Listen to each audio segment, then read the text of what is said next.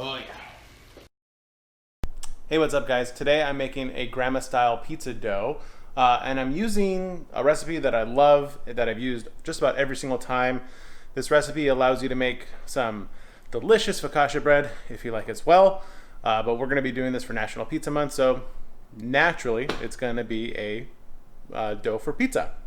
And so I'm using Tony's book here called the Pizza Bible, as you can see here. And if you do have this book as well, we're on page 20.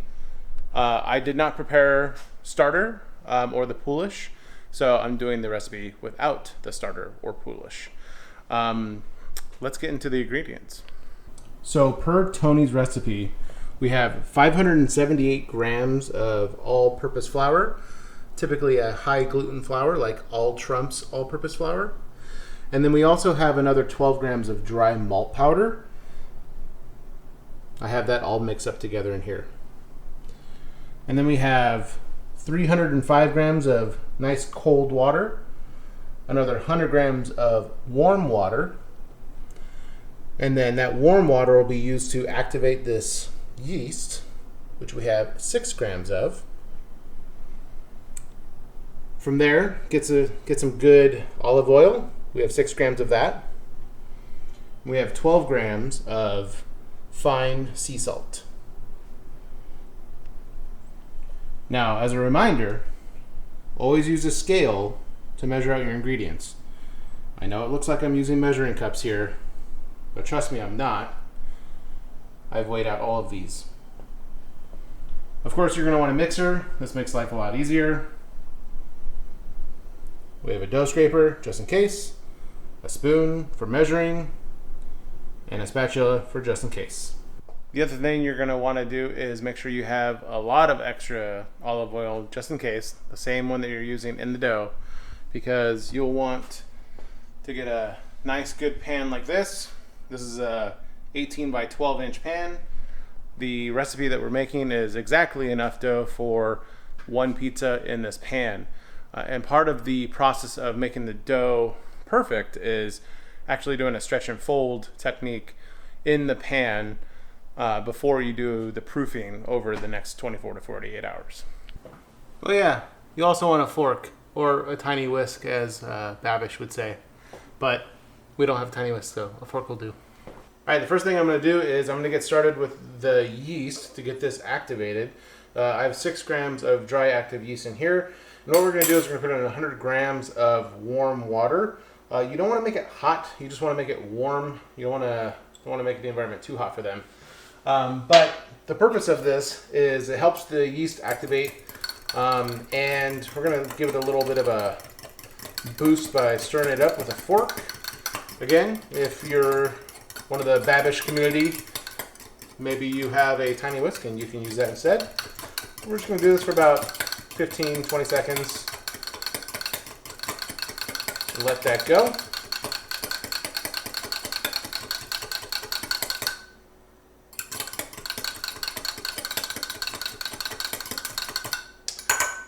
You can totally use a tiny whisk, but a fork does the job too. So you want to see more bubbles like that in about 5-10 minutes. All right, while that's resting, we're going to put the dry mixture right into the mixer. Just do it all at once, all together. Come on, little guys. You can do it. I see some bubbles forming. 305 grams of cold water. And we're just going to pour most of that in. And save just about that much. A little bit on the bottom, about a couple ounces. And then we're going to get started on the mixer. Lowest setting. I'm going to let that do its thing for a second here. And then, now that it's gotten started, we're going to pour our yeast mixture in next. We're going to do all of this, but there's a little bit of leftover residue, and that's why we keep this remainder in there in the original pour. And just give that a little swirl, make sure you get everything. And that way, you get all your yeast.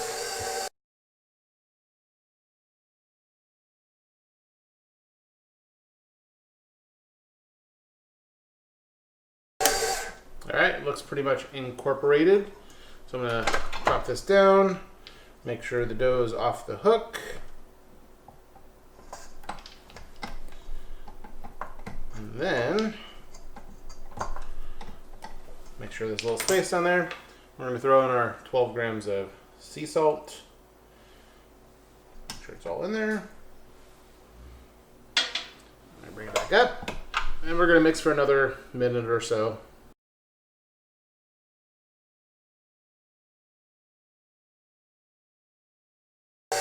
All right, we're gonna stop that, drop it down. Again, make sure all the dough is off the hook so it all stays together as much as possible. This might be a little bit extra for some folks, but I just like to be thorough. And then we're gonna put in our olive oil. Just pour that right on top. At this point, when you mix your dough, it's gonna seem a little bit wet, which is expected. But not only that, it'll look like it's not incorporating as well. It's good to keep an eye on it. So we're going to keep this going for another few minutes.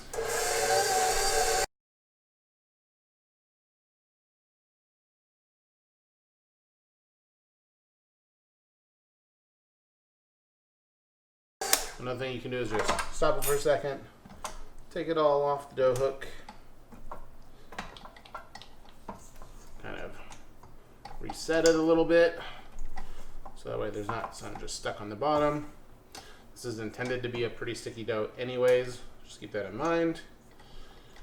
And then bring it back up, start it up again.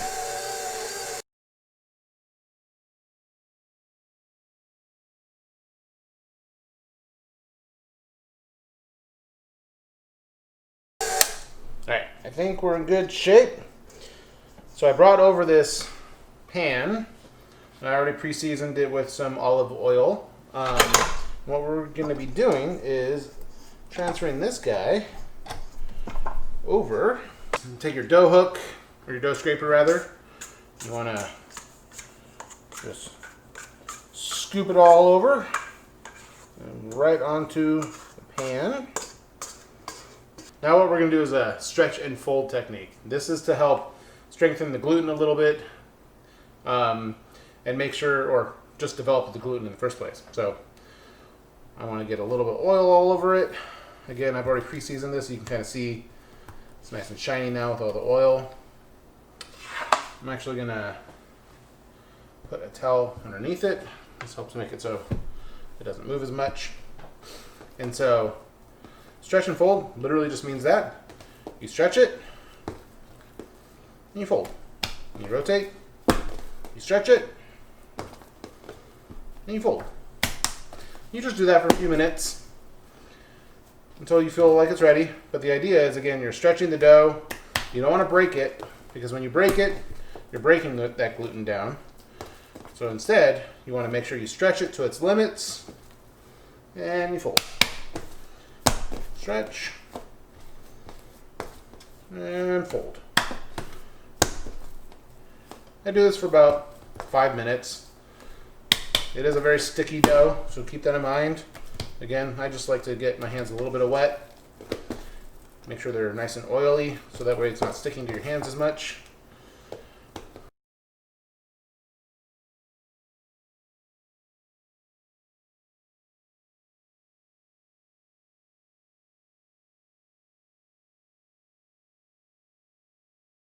So now that that's done, just gonna add a little bit more olive oil to the top so it doesn't stick. But I'm gonna put some saran wrap over it. And I'm gonna make sure this is pretty airtight sealed. The first one is never beautiful, but I'm gonna put a few layers here. Book says do 2. I tend to need to use a little bit more. I know it sounds wasteful, but I do whatever I can to make sure it's airtight. This will be your first proof. We're going to let it sit out for about an hour at room temperature. You'll see how much bigger it gets in that time. Again, how much it rises depends on the temperature in your room. It depends on how good that yeast is, how activated it got, because when it rises and it gets bigger, that's because those little yeast guys are eating the proteins in the dough, and that helps it develop those little bubbles inside, because that's the gas or the byproduct of the yeast as it eats. So we're gonna let that sit for about an hour and come back to it.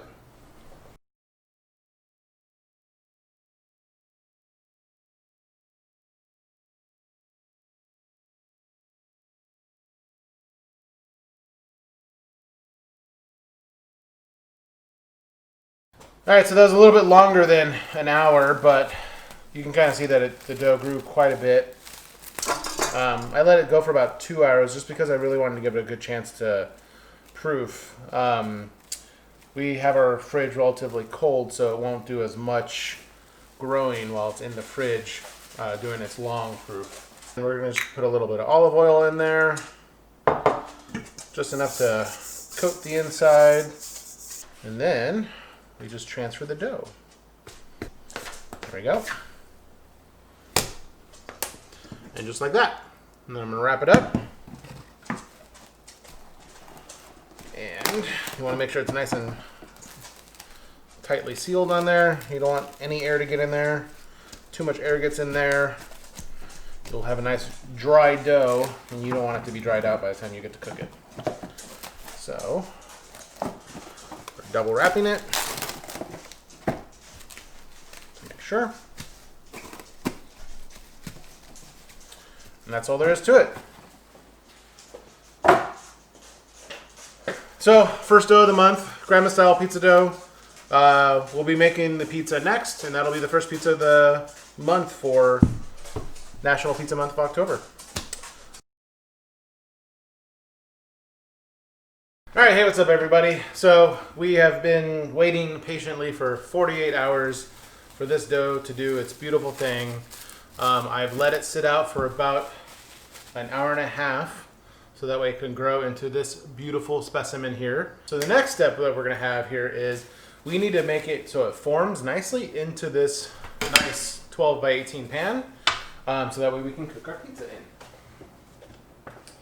So what you wanna do is, with the same olive oil that I use to cook or to prepare the dough, liberally get that oil in there. Obviously did not use any measurements, but don't be afraid to get your hands oily. You want to just get in there and just make sure it's all nice and completely covered. You want to try to get those edges as well, because the dough will rise up onto the edges eventually. But again, like I said before, this is why you want to use good olive oil, because you will definitely taste it. So now that that's all oiled up, I'm going to put it on my hands too, because we're going to be working with the dough. Grab yourself a dough scraper and bring it right on in. You can kind of see how nice and bubbly everything is. You can see a lot of oil on this as well. And we're going to let that drop right on.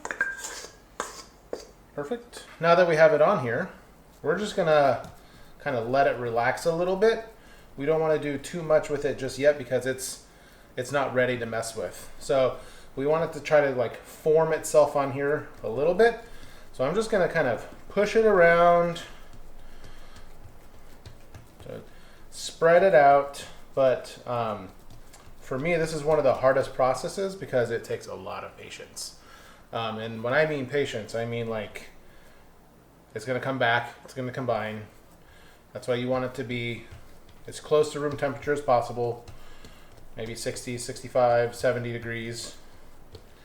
And that way it's a little bit more malleable.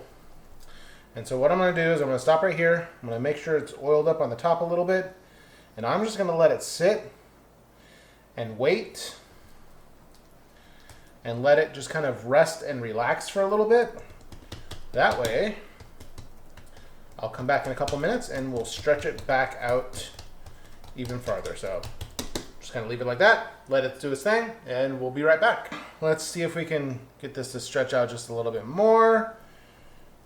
Again, you just want to be patient with it. Let it kind of make its own decisions, do its own thing, but kind of nurture it along. Kind of just stretch it out. You want it to be as even as possible. See how it just kind of pulls back in? Yeah, it's not. She ain't ready yet. That's okay. That's all right. We're just going to kind of let it go out just a little bit more. Just pull and stretch just a little bit more. You can do it. And eventually, we're going to get to all the corners to make sure it's all nice and perfect and beautiful. Or as perfect and beautiful as you want to make it. But it's not quite ready yet. This takes on average, I would say, takes me about 30 minutes to sometimes up to an hour, depending on how cold the dough is still, just to get it formed into the right space. And the reason why I oiled the top like I did is I just want to make sure that it doesn't get too dried out from that process. You could always put saran wrap over it as well if you wanted to. I don't really see a need. There's pretty good air in here. There's no dust or flies around. So yeah, we're just going to let this sit a little bit longer. So that way it spreads out evenly and nicely, and we'll come right back to it in a couple of minutes. All right, as we wait a little bit longer here, I'm going to kind of walk through some of the toppings that I have here. So I have some freshly ground Parmesan that I just ground up a moment ago. The pizza sauce, it's a first for me to do it this way, but it looks like just a bowl of pizza paste or tomato paste. This is just some whole tomatoes that I've crushed by hand with a small can of tomato paste with some salt, garlic, and Italian seasoning / oregano, mostly oregano and basil, dried. I put all of that into a blender, blended it all up till it's nice and smooth and thick and creamy. This is my first time not cooking sauce, so we'll see how this goes, but that's traditionally how you do it, so that's how we're going to do it here. And then right here I have some thick cut pepperoni, so you can kind of see here that I cut it nice and thick, and come on.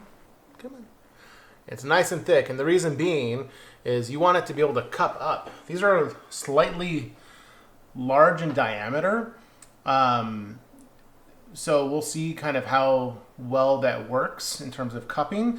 But when you get a thick pepperoni, that's usually the way to go. These are also nice and fatty, and yeah, these will be a really good taste. Again, I cut those up myself. And then some freshly shredded mozzarella. And this is whole milk, low moisture mozzarella. You want low moisture, high moisture, or regular buffalo mozzarella or something to that like the kinds that are usually wet inside the packaging. That'll make your pizza really soupy. You don't want that. This is low moisture, whole milk. You want all that fat and goodness in your pizza. And that's going to go on the pizza next. Oh yeah, we also have some whole milk ricotta. Again, you want the whole milk stuff, no skim milk around here. All right, we are just about there. We're getting really close. She's starting to cooperate, which is nice. So I'm just going to make sure it's picked up nicely. The reason why I'm doing this is I want to make sure that the middle part isn't totally stuck to it, since it has been on here for a little while now. So I'm just stretching it out. Kind of do its thing. It looks ugly right now, but don't worry, it'll look great. And just make sure it goes all the way out to the edges. Just like that. We got a little bubble there. Let's release that. There we go. Yeah, I think we'll be probably pretty good on this one.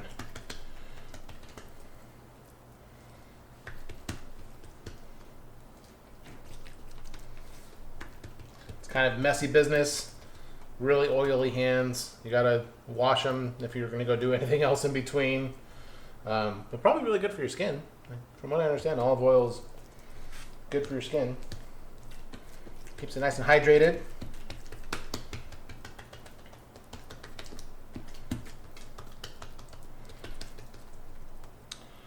All right, I think we're going to be in pretty good shape. I think I'm going to let this be our goal. I'm just going to let this sit for another maybe 5 minutes at most. And we're just going to roll with it. Now that I've kind of pushed it all out, stretched it, I'm just going to kind of do this and let it stretch and do its thing. Now that I've done that, we'll probably let it just rest. We'll have a pizza to prepare. All right. A spatula of some sort. This helps you get it off the tray if it's truly stuck on there. I imagine we'll be okay, but you never know. And last but not least, our little cutter. This is perfect width there, almost there. But I like these large rolling cutters because you get a lot better grip and angle, and you can cut right through the crust. This is a thicker crust, so this will do perfectly. But yeah, the other topping we're going to use is fresh arugula to put right on top. Well, I guess not fresh, but arugula nonetheless. You want at least a little bit of green on your pizza. All right, I think we're ready. So the dough is pretty much where it's going to get to. Just push it out. The last final little push here. Get it all the way to the edges. I feel like we're in a good place here. Now, the difference with this pizza is you're going to put your cheese first. Sauce is going to be second. And it makes this nice, beautiful look when you're done. So we're going to do some cheese here. And I think this started off as a 16-ounce block or so of cheese that I just shredded up all the way through. Again, whole milk. I'm going to put a lot on it. I don't know if I'm going to use all of it. We'll just kind of wing it and see where it lands. We want pretty good coverage. Don't worry about getting it on the pan and stuff like that. That's just extra flavor for later. Get it all the way to the edges. You know, some recipes, in particular Tony's recipe, actually tells you that you use little chunks of cheese. You can do that. I like shredding it because I get a little bit more control over where I'm placing it, and I find that I like the way it melts better this way. All right, so our cheese is on there. That's good. Now we're gonna go ahead and do our sauce. And so we're gonna do these little kind of lines of sauce all the way down. This does require a fair amount of sauce, not too much. Not as much as you would think for a pizza this big. I'm just gonna kind of do these 3 little lines. It doesn't have to be perfect. You just need it to be spread out, and this will kind of spread down and around as it cooks, and it'll make for some really great texture on the pizza as you're biting into each slice. Again, doesn't have to be perfect. You just want like some nice distribution. I like this sauce a lot, honestly. I tried it. I could eat it by the spoonful if I really wanted to. It tastes really good. I was really surprised with how it tastes. All right, that's done. Next up, pepperoni. We're gonna do all the pepperoni. This is one little thing of pepperoni that I got. It might actually not be enough. We'll see. What we're gonna do is what we got.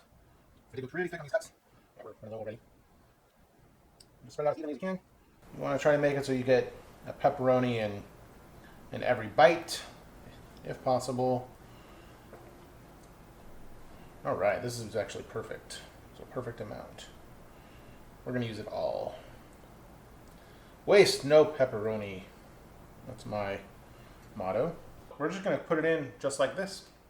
All right, so as a reminder, we're gonna do this at 500 degrees for 8 minutes on the first pass, 7 minutes on the second pass. You want your oven to preheat at least an hour, maybe longer, with 2 pizza stones if you have them in there. If you don't, it's not the end of the world. But we're gonna make sure that we try to maintain the heat in there as much as we can, as long as we can, so that way we can make for some really crispy crust and nice charred outside. Just a little bit though.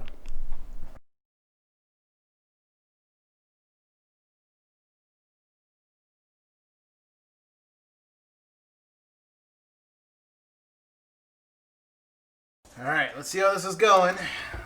Oh yeah, she's looking really good. Really, really good. We're gonna pull this out.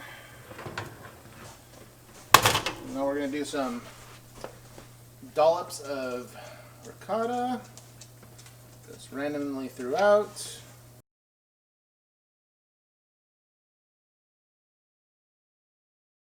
And then we're gonna transfer this up.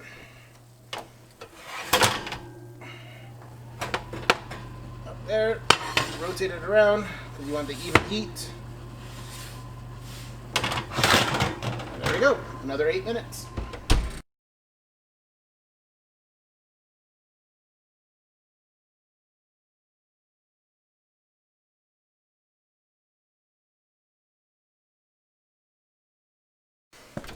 All right, let's see how it's looking. Oh yeah, that is looking good. I think I'm gonna give it another minute or so. But before I do, I'm going to put some Parmesan on top. Push that back in. And for this last part, I'm just gonna set it to broil for the last couple minutes or so. This will make it so the top is nice and crispy. All right, let's see how it goes. Yeah, she done. That's looking good. Now that we're in the pan, now the fun task of getting it out. Oh yeah, that's a good sign. When it's not sticking at all, that's a really good sign. That doesn't always happen. All that oil pays off. So we're just going to go like this. Get everything nice and loose. There we go. And slide right on. The final pieces, we're going to drizzle just a little bit more parm on top. And then we're going to add arugula, but the key to adding arugula to a pizza or any type of soft leafy green is you want to cut the pizza first, because once the arugula is on there, it's going to be really hard to see your lines and do any kind of cutting. And now we're going to go ahead and cut it. And what we want to hear is a nice crunch. Oh yeah.